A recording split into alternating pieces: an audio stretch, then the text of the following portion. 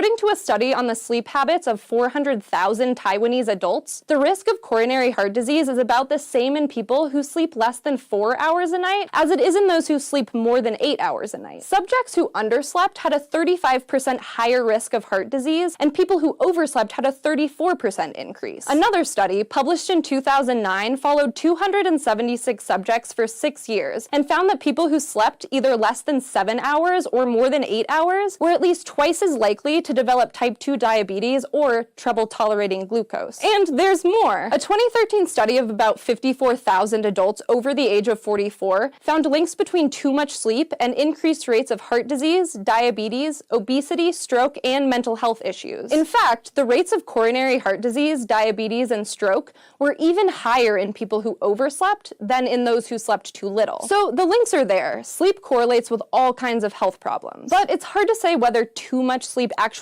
causes these issues. It's totally possible that oversleeping is actually a symptom of things like depression or heart disease, or that there's some other connection. Either way, consistently sleeping too much might be a bad sign.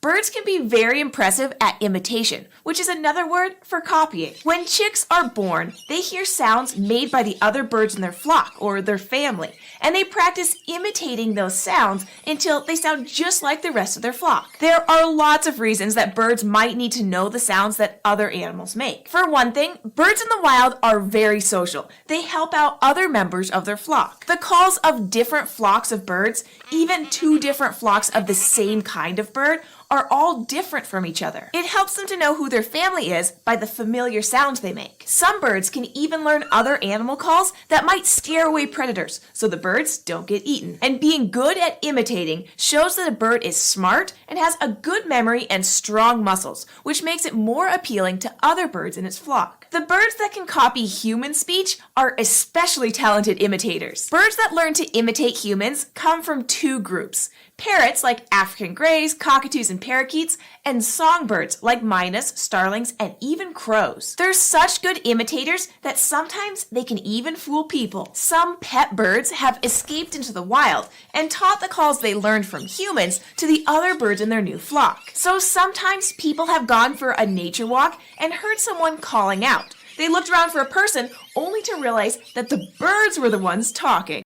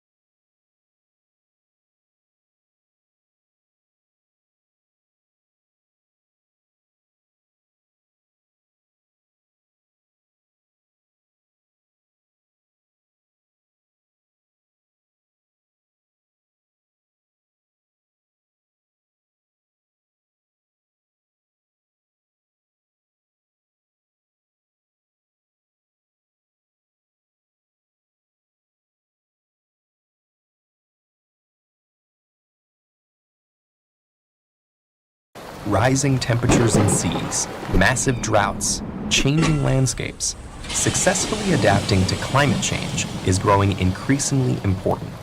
For humans, this means using our technological advancement to find solutions, like smarter cities and better water management. But for some plants and animals, adapting to these global changes involves the most ancient solution of all: evolution. Evolutionary adaptation usually occurs along timescales of thousands to hundreds of thousands of years. But in cases where species are under especially strong selective conditions, like those caused by rapidly changing climates, adaptive evolution can happen more quickly. In recent decades, we've seen many plants, animals, and insects relocating themselves and undergoing changes to their body sizes and the dates they flower or breed. But many of these are plastic or non-heritable changes to an individual's physical traits, and there are limits to how much an organism can change its own physiology to meet environmental requirements. That's why scientists are seeking examples of evolutionary changes coded in species' DNA that are heritable, long-lasting, and may provide a key to their future.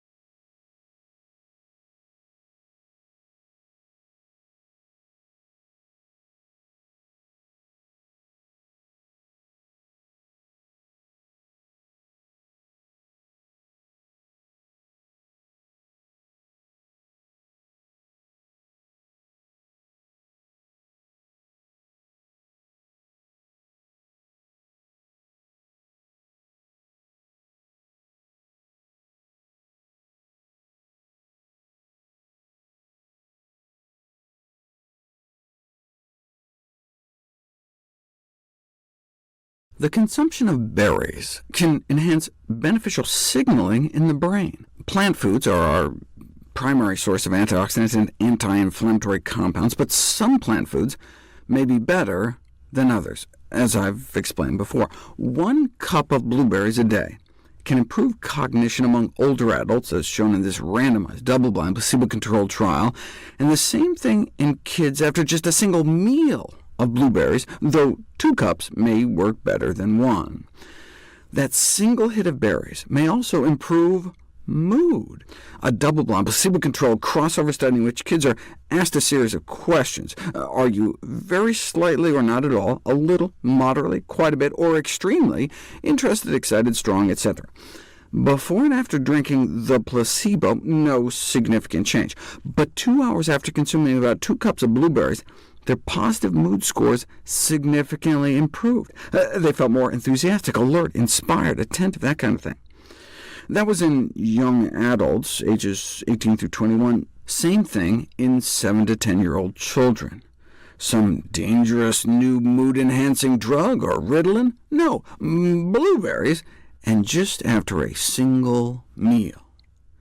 Now, blueberries can't do everything. Although a cup of berries certainly appears to improve brain function, no improvement in walking or balance was observed.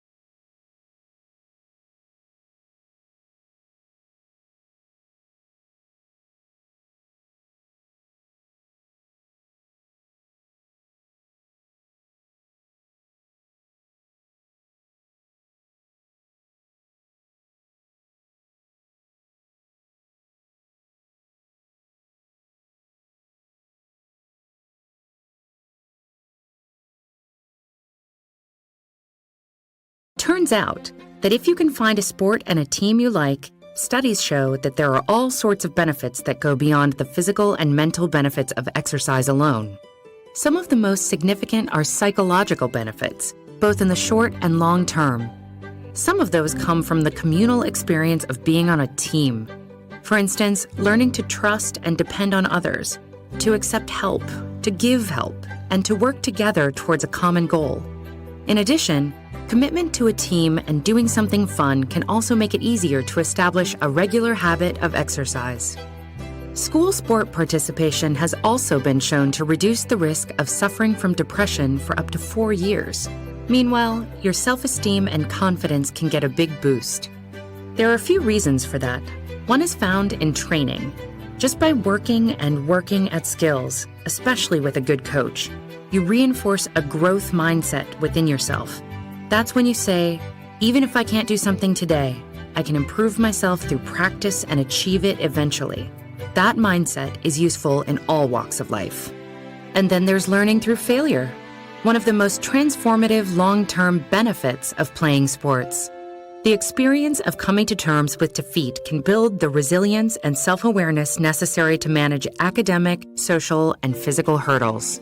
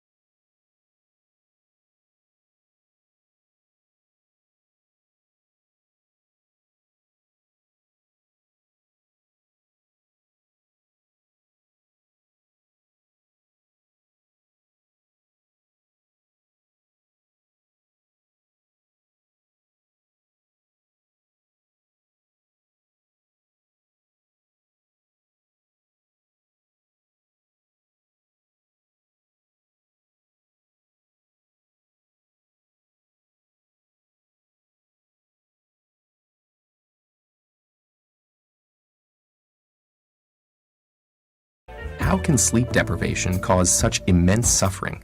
Scientists think the answer lies with the accumulation of waste products in the brain.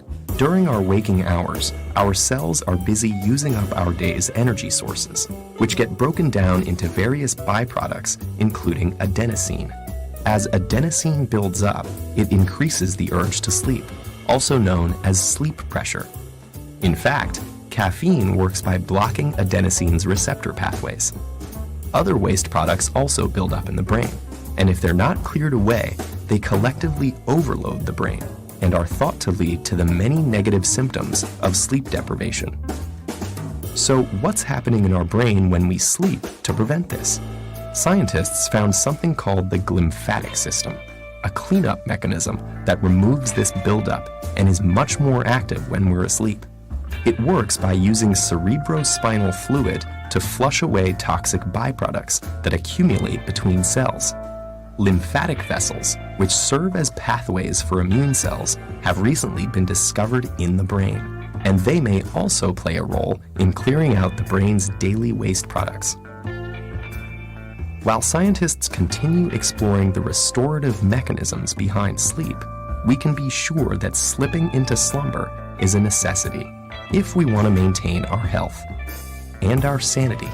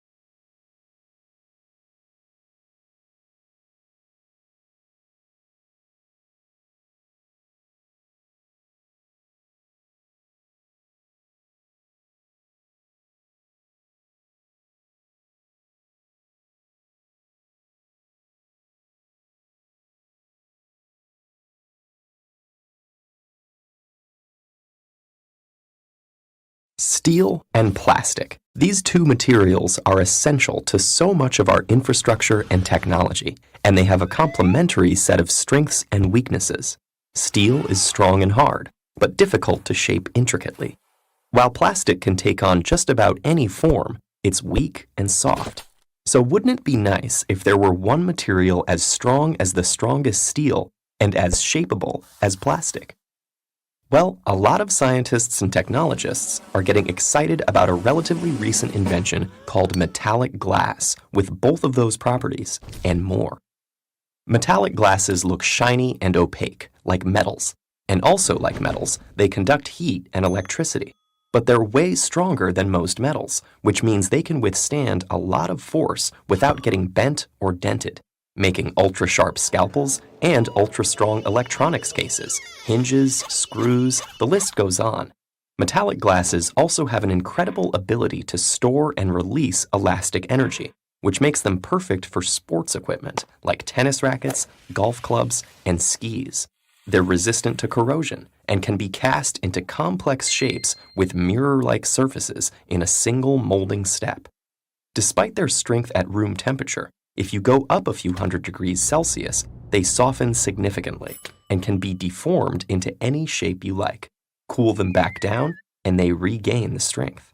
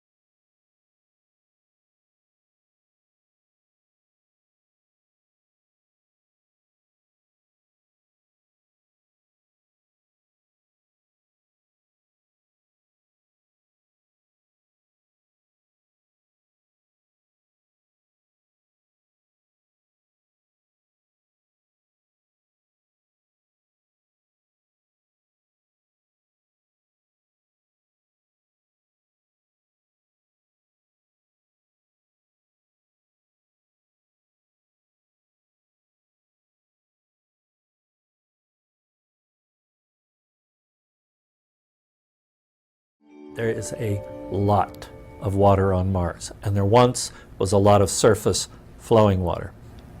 You don't see it because most of it is mixed with the soil, which we call regolith on Mars. So the Martian soil can be anywhere from as little as 1% in some very dry deserty-like areas to as much as 60% water.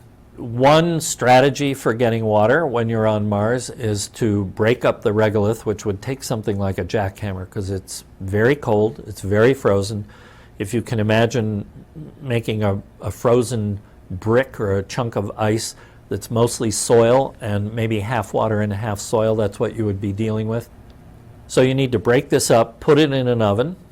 As it heats up, it turns to steam. You run it through a distillation tube, and you have pure drinking water comes out the other end. There is a much easier way to get water on Mars.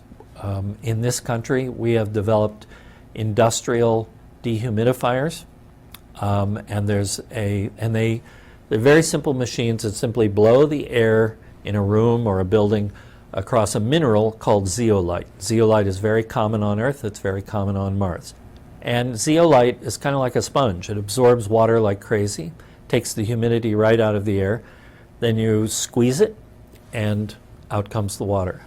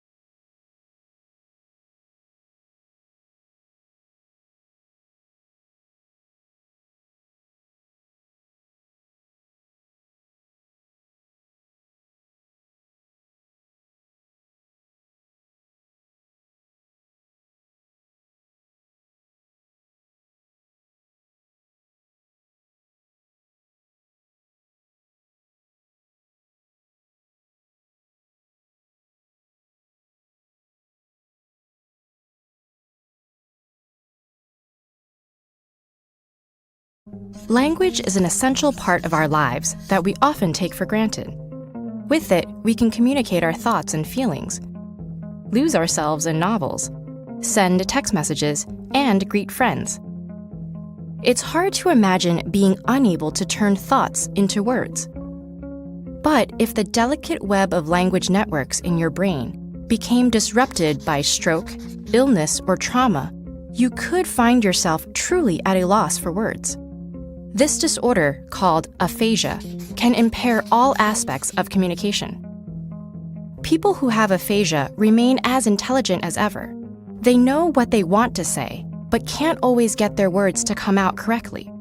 They may unintentionally use substitutions called paraphasias, switching related words like saying dog for cat, or words that sound similar, such as house for horse. Sometimes their words may even be unrecognizable.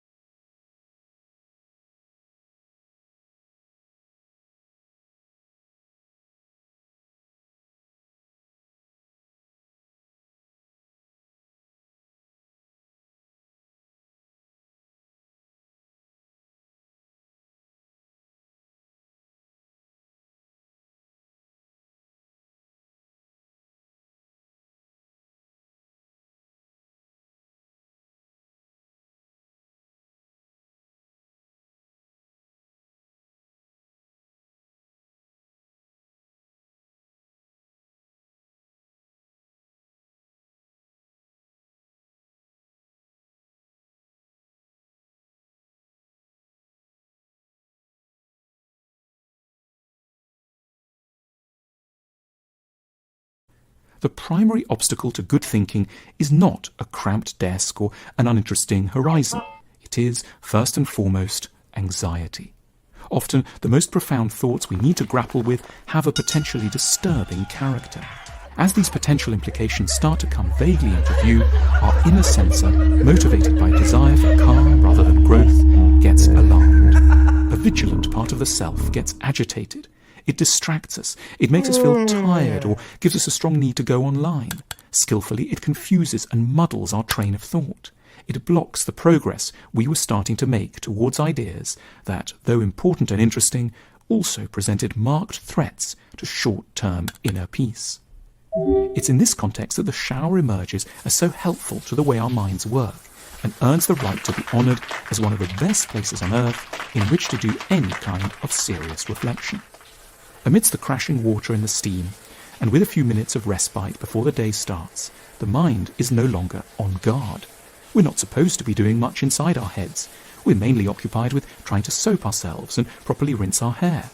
The ideas that have been half-forming at the back of our minds, ideas about what the true purpose of our lives might be and what we should do next, keep up their steady inward pressure. But now there's a lot less to stop them reaching full consciousness. We're not meant to be thinking. And so, at last, we can think freely and courageously.